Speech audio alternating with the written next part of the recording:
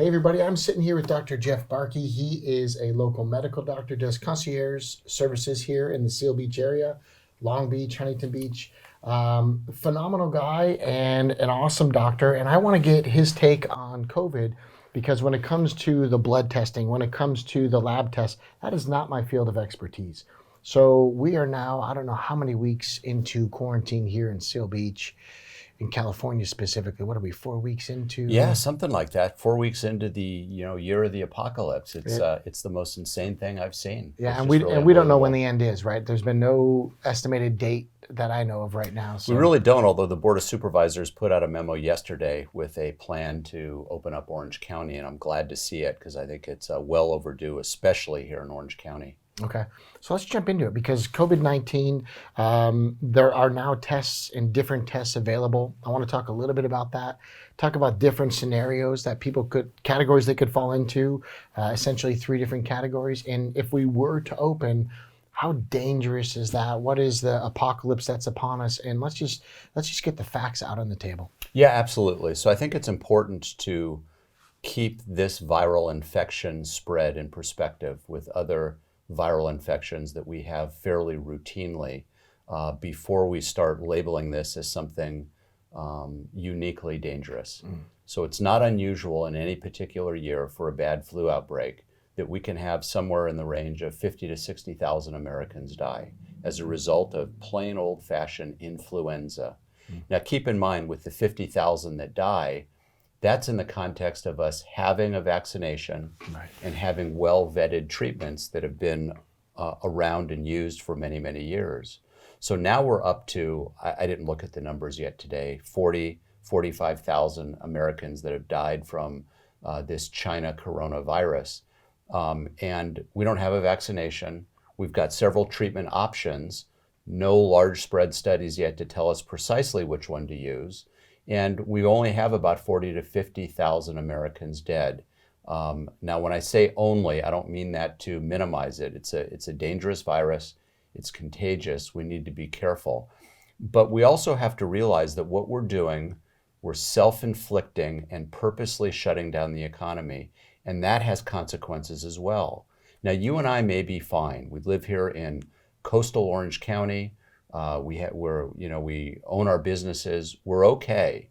But a lot of America is not okay. They can't pay their rent. They're struggling to put food on the table, even with the federal government's money coming to them.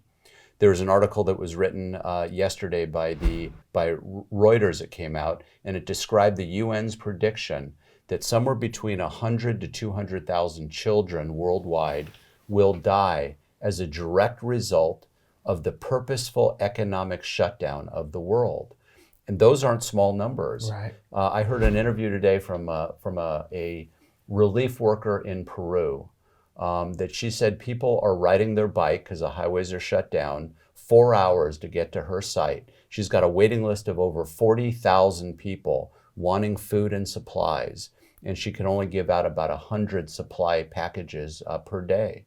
These are people that are literally starving to death because we have purposely shut down the economy of the entire world because of the fear of this virus. Right. And so when we look back 6 months or a year from now at what we did, my belief is we're going to see our reaction to this virus has caused exponentially more harm than the virus itself has caused. Right. And the shutdown is based on the fact that the hospitals are overwhelmed. Is our local hospital completely overwhelmed right now? Our local hospital isn't. And I think if there's anywhere where a temporary shutdown makes sense, is if a hospital system is overwhelmed, where you and I, if we were to get sick, there isn't a bed at the inn. I get that. Right. And that makes sense. But that's not the case in most of the country. So here in Orange County, we're here in Seal Beach. My practice, personal care physicians, is in Newport Beach. Our local hospital right up the street is Hoag Hospital. Hoag Hospital has something north of 200 ventilators. Right now, as we speak, they've got 2 patients on a ventilator. And that's nothing abnormal. So for even when there's not coronavirus, that's just sort of the way it rolls for other illnesses as well. So they've got 2 people on the ventilator. They've got over 200 ventilators. It's ghost town at Hoag Hospital and other healthcare centers as well. We don't have a problem with healthcare capacity in Orange County, yet we still are shut down, and I think that's ridiculous. And Absolutely. I applaud President of the Orange County Board of Supervisors, Supervisor Michelle Steele, for leading this effort to reopen the economy. They're up against headwind because our governor doesn't want to do that. Right. He wants a one-size-fits-all for the entire state of California, and I think it's ridiculous. It is ridiculous. So 200 ventilators, 2 people are there. The shutdown obviously is based on fear, right? Not on facts. 100% So fear. let's get into like the testing. And if we can just know, then we wouldn't have to fear the unknown. So talk to me a little bit about the testing that's available and maybe the 3 different categories people would fall in. Sure. So if someone's worried, I think the peace of mind comes in, then get the test. So testing is widely available now, especially here in Orange County. There's, I think, about 70 different tests that are available. You know, the FDA really struggles with this because everybody and their mother is applying for approval to allow their test to be used. And the FDA has a process by which they vet these various tests. They're all currently being used under the emergency use authorization. That's not FDA approval, Right. That's emergency use approval. And so most of the tests are being used under that umbrella. So the test, basically, there's 2 broad categories of tests. And we've heard about them on TV. One is the nasal swab up the nose test that's known as a PCR test, polymerase chain reaction. That's identifying actual virus that you have in the body. And for that test to be positive, you have to have a fair amount of virus for it to be detected. So that test is best used for somebody who is acutely ill, fever, chills, body aches, sore throat, and so forth. That's when that test should be used. The other testing that's available widely is antibody testing. And there's 2 broad categories of antibodies. There's memory antibody. So when you've been exposed to something, your body builds up memory antibodies. And the best way of thinking about that is, you know, we all go in from time to time to see our doctor and we get updated on vaccinations. We get a tetanus shot about every 10 years or so, et cetera. So after you get your tetanus shot, your body builds up antibodies against that protein that we just introduced to your body. And because that protein hangs around for a long time, and that's known as an IgG antibody, you have immunity against it. So if you actually get exposed to that which you have immunity, tetanus, measles, mumps, rubella, chickenpox, shingles, and so forth, your body will immediately see it. It's like a standing army ready to attack, and it can defeat whatever it is that gets inside of you. That's IgG. So for the China coronavirus, the same thing is true. We see IgG or memory antibodies that develop that tell us, aha, you've been exposed, you now have immunity. The other type of antibody is for an immediate infection or acute antibodies, and that's known as IgM antibodies. And so we can detect both. We can do it either with a traditional blood test that goes to the lab, and we're doing that in my office, or we have a finger stick test, not unlike a diabetic that wants to check their blood sugar. We put that drop of blood on a little card, a couple drops of reagent, and within about 10 minutes, we see one of 2 things. We can see a line on the IgM card, a line on the IgG card, or nothing at all. So that tells us that you've been exposed, you're acutely fighting something off, or you got nothing in your body. So I don't want to oversimplify this, but I do want to make this easy for the listeners to understand. You can do a finger prick test, and in 10 minutes, you can be placed in one of 3 categories. Either you've been exposed and you've built up the memory to it, you're currently mid-peak, contagious, all the bad stuff, or your body hasn't seen it in the past and you're not currently in the middle of it, you just haven't been exposed to it. That's correct. So That's in what that 10 test tells minutes us. with a finger prick, you can be in one of 3 categories and know the truth and not have this fear that's shutting down the economy and also keeping people, glued to the televisions with negative messages about how bad this is going to be, when in fact the local hospital's empty. Local hospital's empty, and the testing is interesting, and I get why people want to be tested. But the reality is, you don't walk around during flu season asking for a test, right? We don't do that. You get a flu shot or you don't. Flu shot typically is only about 50% effective anyways. But nobody says, I'm not going into the market or the restaurant or the retail store or South Coast Plaza or wherever until somebody pokes my finger and tells me I'm not exposed, I'm immune, and so forth. We just don't do that. I don't have a problem with the testing, and it's widely available, but I don't think the testing necessarily should drive the opening of the economy. Because the reality is, what we've done is we've taken the healthiest people, the young and the restless now, our children, and we've removed them from exposure. Ultimately, for us to overcome this virus, we have to have herd immunity.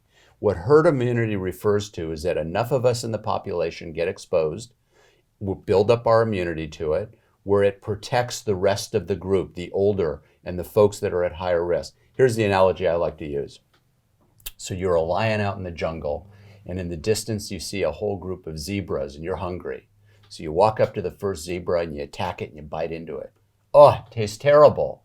Forget about that. You walk up to the next zebra, you bite it, horrible tasting zebra. So you conclude these zebras are not something you want to eat, and you leave. So if enough of the zebras taste bad, all those zebras are protected because the lion wants nothing to do with you, and it's going to move on to the gazelle population or something like that.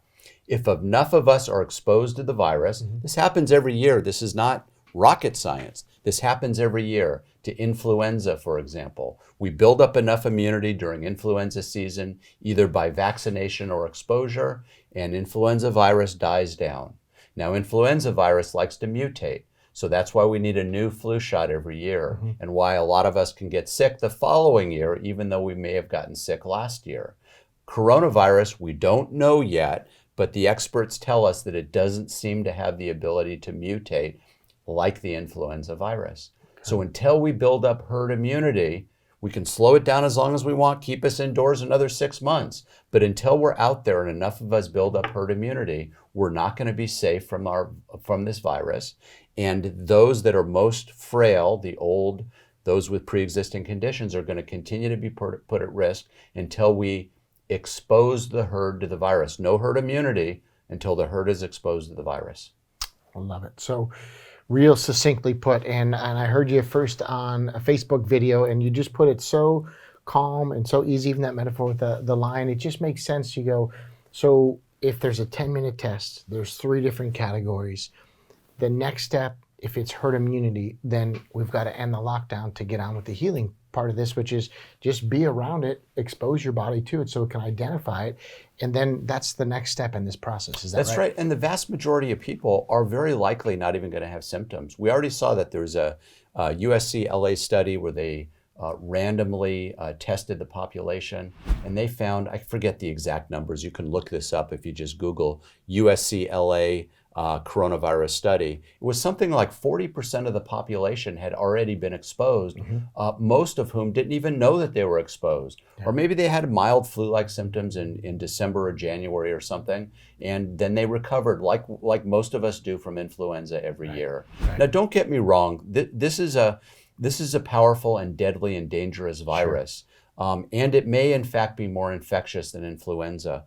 But just because of that does not mean that our reaction should be to put hundreds of thousands, if not millions of people at risk by purposely shutting down the economy of the world. I think we're doing a disservice to those folks that don't have the ability to fend for themselves, and they need food, and they're paying paycheck, they're living paycheck to paycheck. They can't pay the rent, they can't put food on the table, and they're suffering greatly. Calls to suicide hotlines here in Orange County Register had an article over the weekend, have dramatically spiked. There's an article out of a Michigan news outlet that said something like on average, they get about 1,000 calls in a month, and they're up to 250,000 calls. You know, remember, the highest suicide rate ever reported in the United States was during the Great Depression. We are now headed towards depression-level unemployment, and we expect to see suicide rates and all kinds of other mental health problems skyrocket. Not to mention that in addition to shutting down our economy, we've shut down elective medical procedures. And when you look at some of the details, it's crazy. We're talking about breast cancer surgeries. We're talking about chemotherapy for people with cancer, et cetera. And we're shutting that down And we're putting doctors and even nurses sometimes out of work because we won't let them practice their skill. Yeah, and what's determined elective is sometimes an insurance classification. It's not something you and I would say is elective. It's necessary. This right. is care they need. Elective is sometimes means it's outside the insurance coverage, so insurance isn't going to cover it. Their lingo is that's elective for the patient. You and I would say, no, these are essential things that just aren't going to be covered. So the labeling's a little bit off. You mentioned the USC study. I saw that. The numbers are way down from what they anticipated. I think there was an epidemiologist from Stanford that had a similar report. When we start to look at the facts, they just don't play out. To continue this lockdown, to continue keeping children inside, because I think they've been the most resilient in this. Something crazy like 1 in 4 common colds for kids actually has been the China virus, or some version of coronavirus. And so if the next step is herd immunity, then we just need to get on with the show. We've got to get on with the show. And I'll tell you, I was listening to a CNN report this morning, and they said, and the CDC came out with something that said, we're worried that there's going to be a spike in cases come the fall. Well, of course there is, because we're all sitting at home. Right. Of course there's going to be a spike in cases, and we need to have a spike in cases to reach herd immunity. And yes, a few people are going to be hurt, and yes, a few children might even be hurt as a result. We see splashed on the news anytime a young person dies from this China virus, it's headlines. Right. But what people forget is about 25% of influenza deaths are younger than age 65. So influenza can kill the young as well, disproportionately the old, just like this China virus. But until we reach that level of herd immunity, we're not going to defeat this thing. And we can't wait for the vaccination, because we don't know when that's going to come out. Probably about this time next year. And it's going to be an untested, unproven vaccination. And who's going to stick out their arm and get vaccinated? And you can imagine the resistance next year at this time when the government comes out with a vaccination and starts pushing that and maybe even mandating that for some people to get. Yeah, mandated medicine is one of those that gets away from precision medicine. We get into this idea that one of the words you used was unique. Early in this conversation, you said, this is not unique in the sense that, the China virus basically is not unique in the sense that it's taking lives and it's contagious. These are things that are common with the flu, and yet it's being treated as a whole different category. The unprecedented shutdown. I don't want to necessarily compare this to influenza, but I think it's so important that people have perspective. And if you look, there's a bad influenza outbreak in the late, I think it was 1950s, killed over 100,000 Americans. And our population was much, much smaller then too. So disproportionately higher now by today's numbers. But we didn't panic. We didn't hoard toilet paper. We didn't lock down the economy. Now it's a tragedy. One death is a tragedy for the families, for the friends, for the spouses, for the kids. I don't want to minimize this, but we're not going to protect society by locking us up indoors. We're hurting ourselves far more than the virus is going to hurt us. Awesome. Dr. Jeff Barke just makes it super succinct and very understandable. The idea is if fear is the equation that's keeping us from getting on with the healing, which is herd immunity, then there is a test. It's a fingerprint. It must be a super expensive test if nobody's doing it. It's cheap. How much is it? We're charging $75 for the test. $75 to know. And a lot of these testing, by the way, are free and covered by insurance. Free up to $75 to have all of this mystery and the myths and the fear to be unshackled and go live your life. And by the way, if I don't know if some of you have seen some of my Facebook Lives. I've loved them. This media is new for me, and I'm really having a good time with it. And what I'm trying to do as well is interview people. So last night I interviewed a nutrition coach to talk about how do we improve our immunity to be effective against infection. Tomorrow night I'm going to interview a pharmacist that runs the lab in Irvine that we buy these tests from. And he'll give us some insight about how did these tests come about, what's the accuracy of them, et cetera. Awesome. So if you tune in, just search my name, Jeff Barke on Facebook, B like boy, A-R-K-E. And I'll make it public so you don't even have to be friends with me to watch it. And tomorrow, I think it's going to be about 3 o'clock in the afternoon that I'll interview this guy. Okay. A couple days ago, I got to interview economist John Lott Oh, cool. about what's going on with our economy and the shutdown, and I'm going to try to do more of that. Awesome. So we'll put some text here with where they can find you, how they can follow up with you. If you have YouTube channels, we'll put all of that here for you. I strongly encourage it. That's how I found you, but just real mellow and very pragmatic in the approach. And there's been so much emotion in this. The whole point of this video is to take the emotion out. Let's get back to some logic.